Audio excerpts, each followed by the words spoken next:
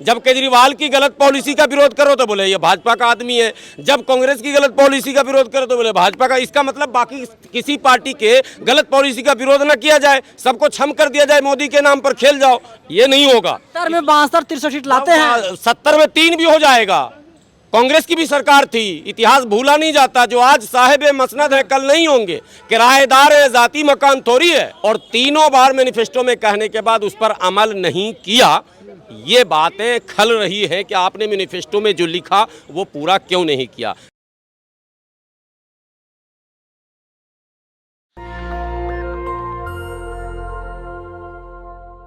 दिल्ली में ठेकेदारी हटाओ आंदोलन की शुरुआत हो गई है और मेरे साथ अभी गुलाम सरवर जी हैं। कैसे देखते हैं ठेकेदारी आंदोलन जो चला रहे हैं आप लोग, इससे तो देश का नुकसान ही होगा। नुकसान होगा। ये ठेकेदारी प्रथा गुलामी का प्रतीक है। गुलामी का प्रतीक इसलिए है कि जो कंपनियां ठेके पर देती हैं, एक ज़माना था, आपको याद होगा, इंदिरा गांधी के टाइम में निजी संपत्तियों का राष्ट्रीयकरण होने की बात हो रही थी। आज बैंकों, जो राष्ट्रीय बैंक हुआ था उसको भी निजी हाथों में दिया जा रहा है, स्कूल को निजी हाथों में, अस्पताल को निजी हाथों में, बिजली विभाग को निजी हाथों में, एमसीडी को निजी हाथों में, रेलवे स्टेशन को निजी हाथों में। ये जो ड्रामा शुरू हुआ है ये गुलामी का प्रतीक है। ईस्ट इंडिया कंपनी याद आ जा रहा है। अरे नरेंद्र मोदी जी देश के लिए 18-18 घंटे काम कर रहे हैं और आपका आरोप उन्हीं के ऊपर है। मतलब मोदी जी 18 घंटा काम कर रहे हैं, हम लोगों से भी 18 घंटा काम करवाना चाह रहे हैं। निजी कंपनियां यही तो कर रही हैं, शोषण ही तो कर रही है। अभी ये जो मुद्दा है ठेकेदारी का, इसमें केवल नरेंद्र मोदी जी का मसला नहीं है, राज्य की सरकारें भी बराबर की भागीदार हैं। अब दिल्ली में हम खड़े हैं, दिल्ली में आंदोलन कर रहे हैं, दिल्ली का मुद्दा है, यहाँ बिजली विभाग है, BSES है, TDPL है। 60,000 कर्मचारी ऐसे हैं जो रीडिंग, बिल पहुंचाना और इत्यादि जो ये सेवाएं, जो क्षेत्र की सेवा उसमें लगी है। आप स्मार्ट मीटर लगाइएगा, मीटर तो आपने स्मार्ट कर दिया, लेकिन जो काम करने वाले हैं उनके स्मार्टनेस का क्या होगा? स्मार्ट हो जाएंगे, कोई दिक्कत नहीं है, स्मार्ट हो जाएंगे सब लोग। अरे जितना आप टेक्नोलॉजी लाते हैं तो रोजगार छीनने के लिए लाते हैं या रोजगार देने के लिए लाते हैं? दिक्कत आम आदमी पार्टी से, कांग्रेस से, बीजेपी किससे है? पॉलिसी से। कोई भी पार्टी अगर पॉलिसी बनाएगी ऐसी जिससे जनता प्रभावित हो, आपकी पॉलिसी होनी चाहिए। कोई भी 20 साल से कोई आदमी काम कर रहा, मान लीजिए बिजली महकमे की बात कर रहा हूँ, 20 साल से वो ठेकेदारी पर काम कर रहा, कॉन्ट्रैक्ट बेस पे है, उसके बाद भी आप अचानक उसको हटा देते हैं तो वो किस काम का बचेगा? न बच्चे को पढ़ा पाएगा, न कहीं नौकरी पा पाएगा, न कहीं कुछ कर पाएगा। तो इस तरह की पॉलिसी का विरोध करने के लिए ये आंदोलन शुरू हुआ है कि किसी भी कीमत पर ठेकेदारी प्रथा को ख़त्म किया जाए, सरकार नौकरी दे, नौकरियों का दौर दौरा चले, देश में रोज़गार की गारंटी हो, रोजी रोटी की गारंटी हो, बच्चों के भविष्य की गारंटी हो, तब जाकर बात बनेगी। आप किसी की गारंटी नहीं दे रहे हैं और कह रहे हैं रोजगार नहीं है, रोजगार खत्म हो रहा, मोदी कर रहा तो फला कर रहा। अरे मोदी कर रहा तो आप क्या कर रहे हो? आपका जो पावर है वो तो करके दिखाइए। मैं तो केजरीवाल जी को कहता हूँ, बीजेपी और केजरीवाल दोनों लोग कह रहे हैं कि आपके पास कोई मुद्दा नहीं है, आप लोग किसी एक पार्टी को फायदा पहुंचाने के लिए इन नीतियों को लेकर के आप हमला बोल रहे हैं। मतलब जनता को फायदा न पहुंचाया जाए? जनता को फायदा सरकार पहुंचा रही है। लाखों कर्मचारी जो बिजली विभाग में हैं, जो MCD में हैं, जो DDA में हैं, जो हेल्थ में हैं, जो कॉन्ट्रैक्ट बेस पे हैं, उनका फ्यूचर अगर मतलब आप बिगाड़ने की कोशिश कर रहे हैं, उनके भविष्य को आप अंधकार में पहुंचाना चाहते हैं, और कोई व्यक्ति अगर आवाज उठाता तो आप कर रहे हैं पॉलिटिकल मामला। सरकार तो कह रही है कि जाइए गुहार लगाइए उनकी चौखट पे, आप लोग राजनीति कर रहे हैं। सारे गुहार का इंतजाम है, सारे लेटर डाले गए हैं। इससे पहले भी आपको याद होना चाहिए जब केजरीवाल के घर का घेराव 25 अक्टूबर को किया था, MCD के उन कर्मचारियों का जिनको आपने कंपनसेशन नहीं दिया था, उसके लिए किया था हम लोगों ने, और हम लोग घेराव किए तब कंपनसेशन मिला। इसका मतलब है कि ये सरकार घेराव से ही मानेगी। जनता ने तो सुना दिया, अपना मैंडेट दे दिया केजरीवाल सर को। अब समय आ रहा ना फिर मैंडेट का। मैंडेट दिया, 3 बार इन्होंने मैनिफेस्टो में कहा कि हम कच्चे कर्मचारी को पक्का करेंगे, और तीनों बार मैनिफेस्टो में कहने के बाद उस पर अमल नहीं किया।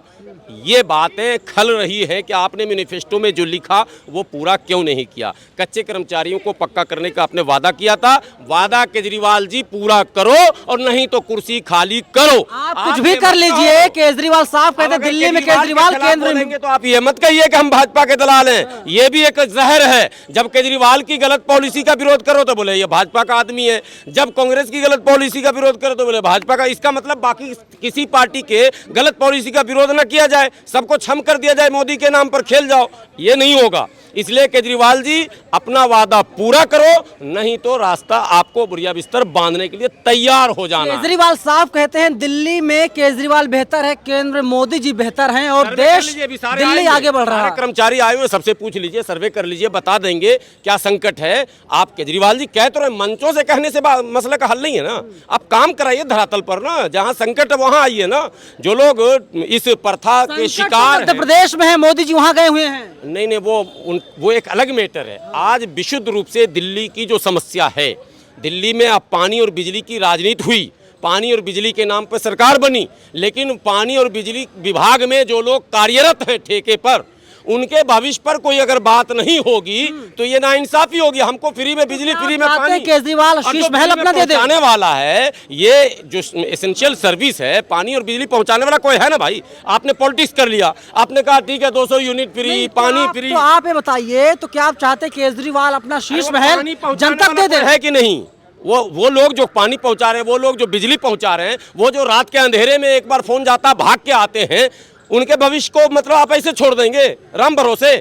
आपने वादा किया तो वो पूरा करना होगा ना आपको। उनके बच्चे भी तो पढ़ना चाहते हैं। मीटर आपका स्मार्ट हो गया, क्यों किया था उन्होंने? मीटर आपका स्मार्ट हो गया और काम करने वाले के बच्चे स्मार्ट क्यों किया था? वादा वादा इसीलिए किया था, सरकार बनाने के लिए सरकार बन गई, बात खत्म। नहीं तो सरकार हट भी जाएगी। अगर वादे को पूरा नहीं किया जाएगा तो सरकार हटेगी भी। 70 में 62 63 सीट लाते हैं, 70 में 3 भी हो जाएगा। कांग्रेस की भी सरकार थी, इतिहास भूला नहीं जाता। जो आज साहिब मसनद है कल नहीं होंगे, किराएदार है, जाती मकान थोड़ी है। कल कांग्रेस भी तो थी सत्ता में, कहाँ है कांग्रेस? जीरो है ना।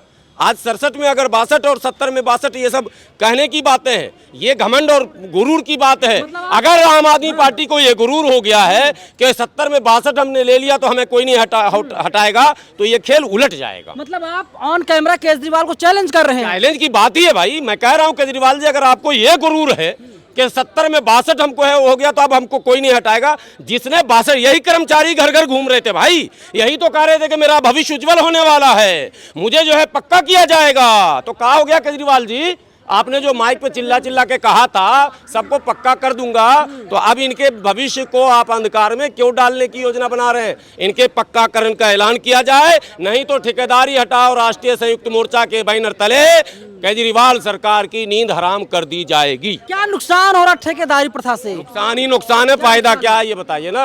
अरे फायदा यह है कि लोग मिल जाता है, आसानी से रोजगार मिल जाता है ठेकेदार के जरिए।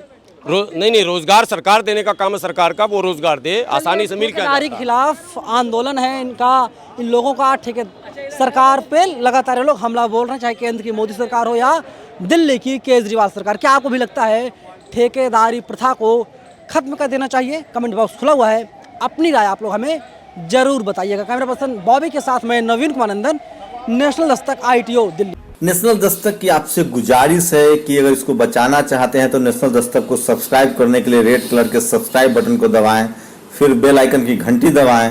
नेशनल दस्तक को बचाने के लिए बहुत जरूरी है कि हर खबर को शेयर करें, लाइक करें, कमेंट जरूर करें।